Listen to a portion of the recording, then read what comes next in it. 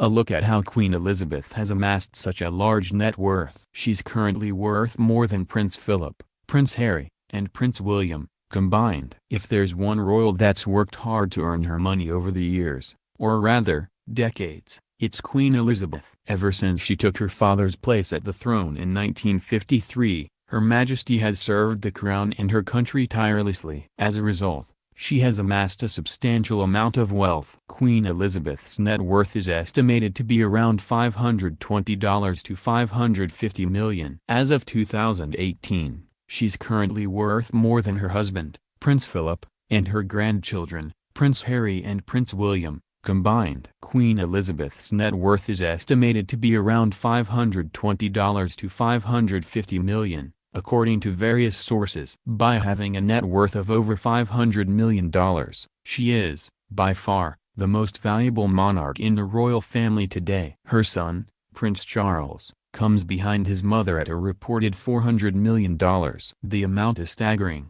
But what's even more surprising is the story behind how the Queen has amassed such a large sum. Queen Elizabeth has juggled many jobs since the beginning. From the day her father, King George VI, passed away, the Queen has been carrying out royal duties, including visiting other countries as the head of the Commonwealth, collaborating with prime ministers on pressing issues, and, of course, hosting endless engagements.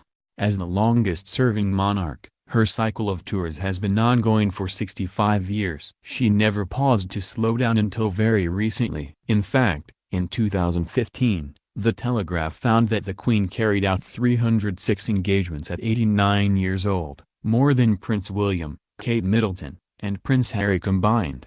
As a representative of Britain, much of her time is spent meeting with heads of state in Buckingham Palace in the form of garden parties and fancy dinners. To foot the bill for all these regal events, including the upkeep of the palace and salaries of the household staff, the Queen turns to her kickbacks from her inherited real estate.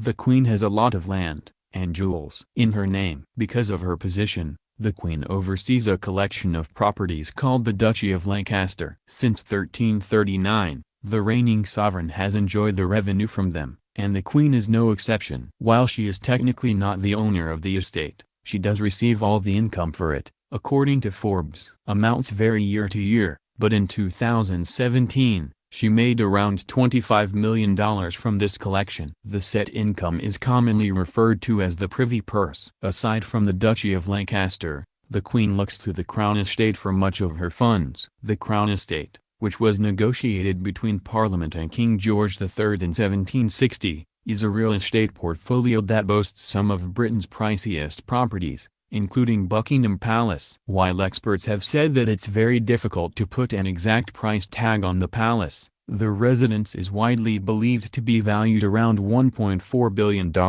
according to Forbes. Other properties listed in the Crown Estate include the Balmoral Castle, $140 million, and Sandringham House, $65 million.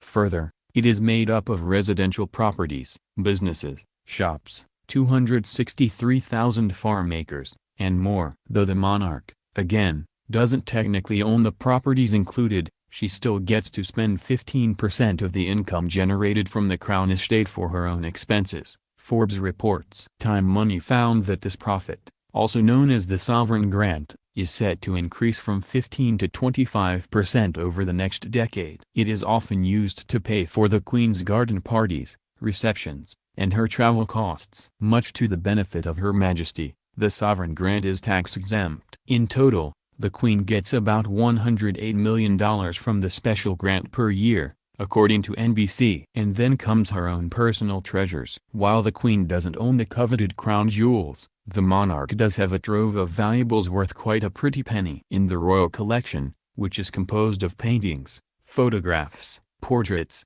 tapestries, gems, and jewels from their tours and ventures around the world, the Queen possesses an impressive amount of jewels, brooches, tiaras, and so much more. Combined, these are set to be worth around $110 million, Forbes finds. Yes, she still pays taxes for her income. Although Her Majesty is not forced to by law, the Queen has been paying her own taxes since 1993, according to BBC. Not one monarch had paid taxes since the 1930s. But when the fire broke out in Windsor Castle in 1992, controversy emerged over who should be the one to pay for the damage. To keep the peace, the Queen from then on decided that she, alongside Prince Charles, would voluntarily pay income and capital gains taxes, Business Insider reports. All in all, even though the Queen's net worth is very high, much of her accumulated wealth is tied to her position in the monarchy, meaning, she could never sell the royal assets for personal gain. For this reason, most of her earnings and privileges will automatically go to the Prince of Wales when he ascends to the throne.